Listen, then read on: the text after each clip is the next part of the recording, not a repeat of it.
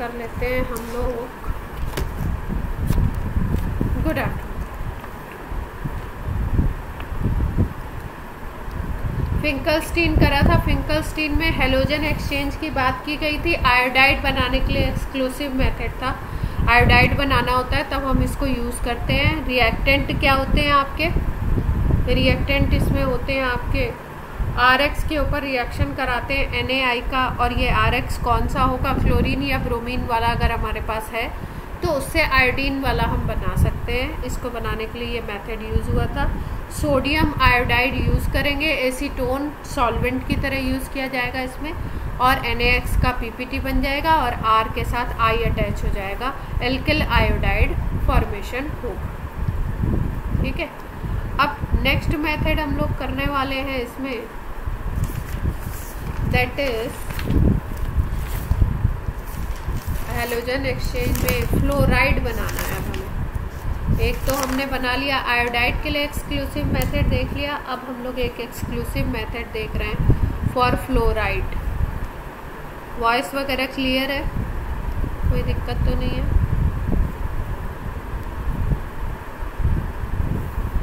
अब ये मेथड जो है इसको हम लोग बोलते हैं स्वार्ट्स रिएक्शन। ये सारे नेम्ड रिएक्शन है, इम्पॉर्टेंट है आपके बोर्ड्स के लिए भी और बाकी एग्ज़ाम्स के लिए तो है।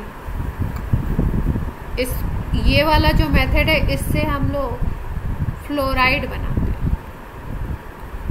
प्रीवियस जो हमने पढ़ा उस फिंकलस्टीन, उससे हम आयोडाइड बनाते हैं। और स्वार्ट रिएक्शन की अगर हम बात करें तो स्वार्ट्स रिएक्शन से हम लोग बनाते हैं क्या? फ्लोराइड। आप लोगों को इन चैप्टर्स में करना क्या है? इन चैप्टर्स में आपको अच्छे तरीके से पॉइंट्स को लिख के हाईलाइट कर के, जैसे मैंने यहाँ पे लिख दिया ना एक्सक्लूसिवली फॉर फ्लोराइड, तो ये आपका पॉइंट ऐसे फ्लोराइड वाला हाईलाइट होना चाहिए, जिससे आप जब पढ़ो तो आपको ये पहली बार पढ़ोगे नया होगा, दूसरी बार पढ़ोगे अच्छा पढ़ा हुआ है, तीसरी बार जब पढ़ोगे तो आपको थोड़ा कम पढ़ना पड़ेगा अगर आपका इस तरीके से ये अरेंज है। और दूसरी चीज़ आपको लिख के करना है। ऑर्गेनिक कभी भी ऐसे नहीं कि हवा में रिएक्शन कर रहे हैं, आपको पास कॉपी पेन होना चाहिए। जो रिएक्शन आप कर रहे हो उसको लिखो ज़रूर। अगर लिखेंगे नहीं तो आपको लगेगा लर्न हो गया, लेकिन सब क्या होगा? गड़बड़। तो इसमें हम लोग RX लेते हैं। अब ये X हो सकता है आपका, Cl भी ले सकते हो, ब्रोमीन भी ले सकते हो, आयोडाइड नहीं लेते इन जनरली। इसमें इसकी रिएक्शन हम AgF से करा सकते हैं या Hg2F2 से करा सकते हैं, मर्क्यूरस फ्लोराइड, या एंटीमनी का भी फ्लोराइड होता है Sb3। ये तीनों रिएजेंट में से कोई भी एक रिएजेंट अगर आप यूज़ करते हो इसमें, तो ये जो होता है ये कन्वर्ट हो जाता है RF में, एल्किल फ्लोराइड। जैसे अगर C2H5Cl ले लिया आपने और इसकी रिएक्शन करा दी AgF से, तो रिएक्शन कैसे होगा? यहाँ पे C2H5F बन जाएगा और AgCl अलग हो जाएगा PPT पे। क्लियर है बात? सिंपल है। रिएजेंट याद रखने हैं कि कौन कौन से रिएजेंट यूज़ कर रहे हैं हम लोग। अब मान लो आपने यहाँ पे ले लिया Hg2F2 ले लिया, मर्क्यूरस फ्लोराइड, तो इस केस में क्या होगा आपका? यहाँ पे हमने 2 मॉलिक्यूल्स इसलिए लिए क्योंकि फ्लोरीन को बैलेंस करना है, तो 2C2H5F बन जाएगा और ये बन जाएगा Hg2Cl। जैसे यहाँ पे Hg2F2 था, Hg2Cl क्लियर हो जाएगा। इसी तरीके से SbF5 से भी हम लोग कर सकते हैं, SbF3 से भी हम लोग कर सकते हैं, एंटीमनी ट्राईफ्लोराइड से। अगर एंटीमनी ट्राईफ्लोराइड से करना है तो यहाँ पे अगर हम देखें तो SbCl3 बनेगा, और SbCl3 बनेगा तो आपको कितने मॉलिक्यूल्स लेने चाहिए रिएक्शन को बैलेंस करना? बताइए ज़रा, कितने ले लें मॉलिक्यूल्स? SbCl3 SbCl5, एक से ही हो गया, बात बन गई अपनी बैलेंस। ठीक है। इसकी मैकेनिज्म की रिक्वायरमेंट नहीं है हमको, इसलिए इसका हम नहीं पढ़ रहे। तो सिंपल मेथड है, बस क्या है आपको क्या याद रखना है कि फ्लोराइड के लिए अगर एल्काइल फ्लोराइड आपको बनाना है तो ये मेथड यूज़ करते हैं। क्लोराइड ले लो या ब्रोमाइड ले लो, उसको यूज़ करो किसके अगेंस्ट, मतलब किसके साथ ट्रीट करना है उसको। सिल्वर फ्लोराइड लिखा हो या आपका मर्क्यूरस फ्लोराइड लिखा हो या SbF3 लिखा हो, तो ये रिएजेंट देखते ही आपको ध्यान में क्या आना चाहिए कि दिस इज स्वार्ट्स रिएक्शन और इसमें क्रिएट होगा क्या, फ्लोराइड। आर की जगह पे कुछ भी हो सकता है आर। क्लियर है बात, इजी है। नेक्स्ट रिएक्शन है हंस-डीकर रिएक्शन बोलते हैं, हंस-डीकर भी बोलते हैं। इसमें क्या है देखिए, सबसे पहला पॉइंट इसमें याद रखना है आपको कि इसमें कार्बन चेन जो होगी वो कम होगी, लेस हो जाएगी। 1 कार्बन लेस कंपाउंड फॉर्म। तो अगर आपसे पूछा जाए कोई ऐसा मेथड बताइए जिससे कि 1 कार्बन कम का कंपाउंड बनाना है आपको, तो कौन सा मेथड होगा आपका, कौन सा मेथड हम लोग यूज़ करेंगे आपका, हंस-डीकर मेथड। इसको एक और नाम देते हैं हम लोग, बोरोडीन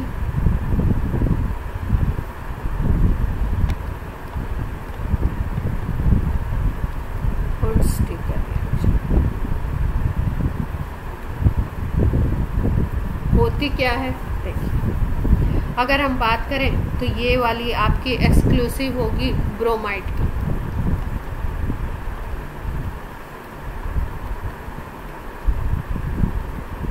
मतलब इससे क्या बनेगा आपका, एल्काइल ब्रोमाइड बनेगा।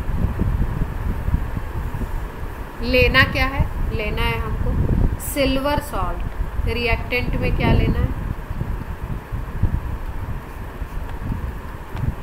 Silver salt of fatty acid. Fatty acid का सिल्वर सॉल्ट लेना है और उसको ट्रीट करना है हमको ब्रोमीन से।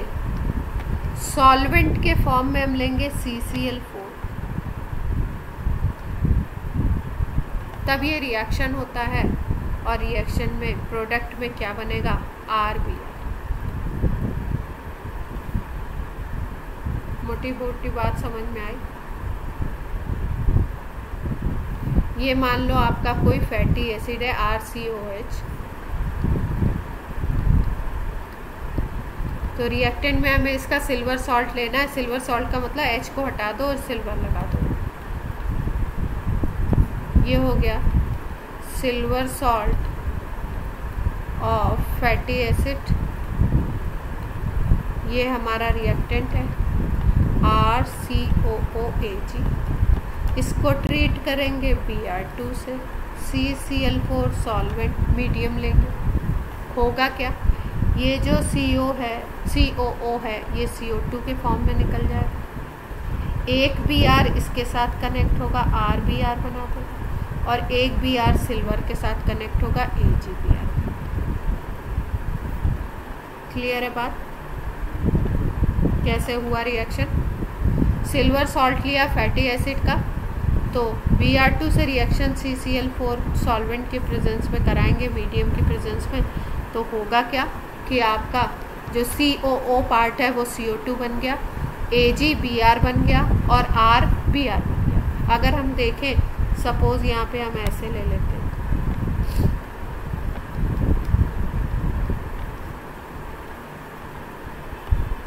तो ये CO2 के फॉर्म में ये CO2 निकल जाएगी और ये CH3 Br बन जाएगा और ये AgBr। अगर ओरिजिनल कंपाउंड को देखो तो ओरिजिनल कंपाउंड कितने कार्बन का यहाँ पे दिखाई दे रहा है, 2 कार्बन का कंपाउंड है। ये कंपाउंड के नीचे अगर ऐसे लिखा हो 2C, 3C, 4C, तो मतलब वो कार्बन का नंबर बता रहा है। एक ये कार्बन, दूसरा ये 2 कार्बन का कंपाउंड है। लेकिन जो हमारा प्रोडक्ट बना, जो एल्काइल ब्रोमाइड बना, वो कितने का बना, 1 कार्बन का बना। तो इसका मतलब इस मेथड से हम लोग एक कार्बन लेस का कंपाउंड बनाते हैं। जो भी आप रिएक्टेंट लोगे उससे एक कार्बन, 4 कार्बन का अगर है तो 3 कार्बन का बनेगा। इस तरीके से प्रोडक्ट्स बनते हैं। क्लियर है?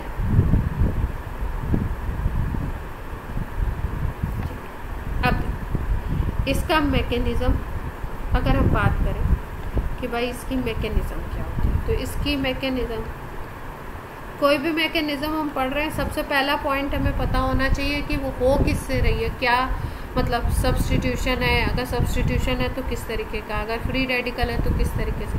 तो यहाँ पे अगर हम बात करें तो ये रिएक्शन होता है फ्री रेडिकल मैकेनिज्म के थ्रू, मतलब फ्री रेडिकल बनना है। अब होता क्या है, कैसे कैसे बनेगा उसकी बात करते हैं। जैसे मान लो हमने ले लिया C2H5COOAg ले लिया सपोज, इसकी रिएक्शन करवा दी Br2 से, है ना। तो अब ये जो Br2 होगा, सबसे पहले क्या होगा कि ये जो Br2 है, सपोज मान लो इस तरीके से Br सिंगल बॉन्ड Br ऐसे लिखा है ना। इस मॉलिक्यूल को अगर देखो तो सिल्वर मेटल है तो थोड़ा सा पॉजिटिव आप मान सकते हो, अज्यूम कर सकते हो, और इधर वाले पार्ट में नेगेटिव मान सकते हो। अब होता क्या है कि ये वाला बॉन्ड, इस बॉन्ड में अगर देखो तो ये Br है और ये Br है, इलेक्ट्रोनिगेटिविटी तो सेम है, लेकिन अगर इसकी प्रेजेंस में देखो तो कभी ऐसा हो सकता है कि ये अपना अलग हो जाए, इससे दोनों अलग अलग हो जाए। तो दोनों अगर अलग अलग हो जाएंगे इस कंपाउंड की प्रेजेंस में, तो एक सिल्वर AgBr बना लेगा और दूसरा सिल्वर यहाँ पे आकर के अटैच हो जाता है। एक सिल्वर यहाँ पे आके अटैच हो गया, एक Br यहाँ पे आके अटैच हो गया और एक Br सिल्वर के साथ कंबाइंड हो गया AgBr। तो सबसे पहले तो ये चीज़ होती है। अब आप बोलोगे फ्री रेडिकल कहाँ हुआ, तो फ्री रेडिकल का काम इसके बाद। अब जो हमने मीडियम लिया था CCl4 जिसमें ये रिएक्शन हो रहा था, अब ये काम CCl4 की वजह से क्या होता है, CCl4 जब मीडियम लेते हैं तो इसकी वजह से क्या होता है, यहाँ पे इस कंपाउंड में होमोलिसिस होती है। होमोलिसिस का मतलब जानते हैं ना, जिस बॉन्ड में जो इलेक्ट्रॉन है, मान लो ये सिंगल बॉन्ड बना हुआ है तो 2 इलेक्ट्रॉन है, एक Br का है एक O का है, तो ये अपना इलेक्ट्रॉन लेके सेपरेट हो जाए और ये अपना इलेक्ट्रॉन, जब एक एक इलेक्ट्रॉन शिफ्टिंग होती है तो उसको हम लोग ऐसे ये वाले एरो से दिखाते हैं।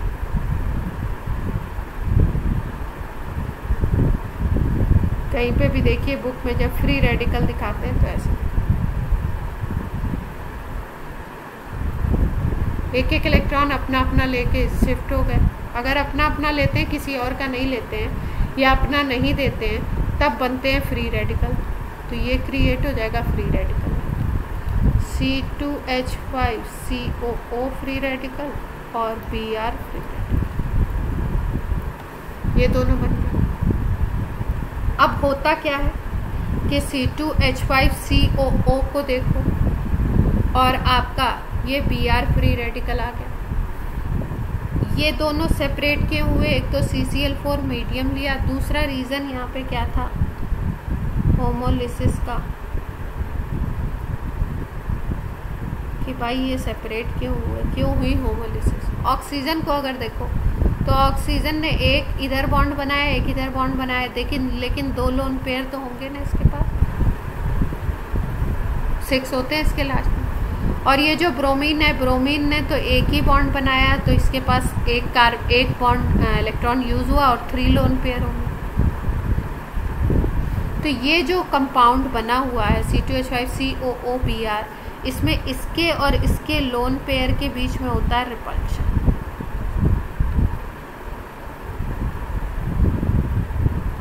इस रिपल्शन की वजह से यहाँ पे होमोलिसिस होती है, ये बॉन्ड ब्रेक होता है और फ्री रेडिकल जनरेट होता है। यहाँ तक बात क्लियर है। अब देखो कभी कभी ऐसा होता है कि कोई जो बड़ा फ्री रेडिकल है ना, वो अपने स्टेबलाइज होने के लिए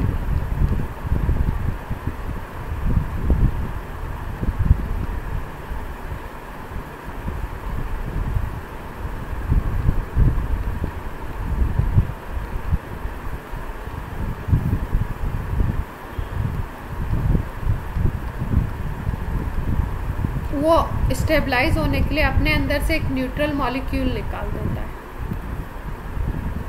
तो ये जो हमारे पास फ्री रेडिकल था C2H5COO, ये क्या करता है, इसके बाद अब ये अपने अंदर से CO2 को निकाल देता है और ये C2H5 फ्री रेडिकल बन जाता है, इथाइल फ्री रेडिकल। अब यहाँ पे पहले हमारे पास Br फ्री रेडिकल बन चुका था, तो ये जो Br फ्री रेडिकल होगा अब ये इससे रिएक्ट करेगा, इसके साथ आ जाएगा और दोनों फ्री रेडिकल मिलके क्या बना लेंगे, C2H5। क्लियर है बात? ये बन गया हमारा क्रोम। तो फर्स्ट स्टेप में फ्री रेडिकल नहीं बने थे, पहले स्टेप में तो ये Br का क्लीवेज हुआ था और AgBr और ये वाला कंपाउंड बना। फिर उसके बाद यहाँ पे क्या हुआ, ऑक्सीजन और ब्रोमीन के लोन पेयर में रिपल्शन हुआ, जिससे यहाँ पे फ्री रेडिकल CCl4 के प्रेजेंस में फिर से क्रिएट हुए। और ये बड़ा फ्री रेडिकल था, ये स्टेबलाइज होने के लिए CO2 न्यूट्रल मॉलिक्यूल को निकाल दिया अपने अंदर से, C2H5 बना लिया और इसने Br फ्री रेडिकल बना लिया। अब ये दोनों आपस में रिएक्ट करके C2H5 Br। क्लियर? इस रिएक्शन को बोलते हैं हम लोग हुन-स्टीकर रिएक्शन। मैकेनिज्म क्या था, फ्री रेडिकल। किसकी प्रेजेंस में कराया, silver salt of fatty acid react with bromine in presence of और इन सॉल्वेंट, आप बोल सकते हो मीडियम कौन सा था, CCl। क्लियर है?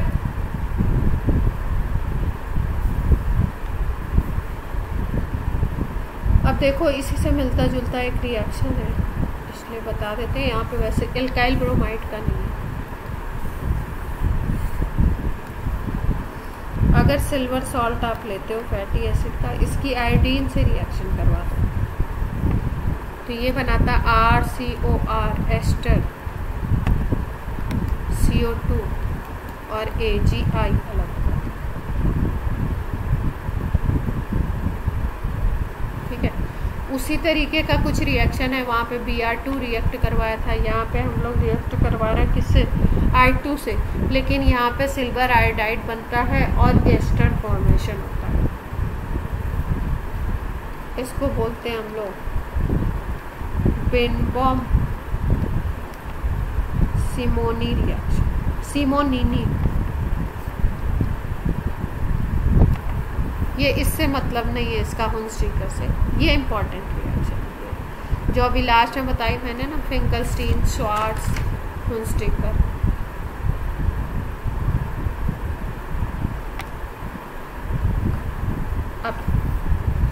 अब हम लोग बात करते हैं, अब जितने मेथड ऑफ प्रिपरेशन थे वो सारे ख़त्म हो गए।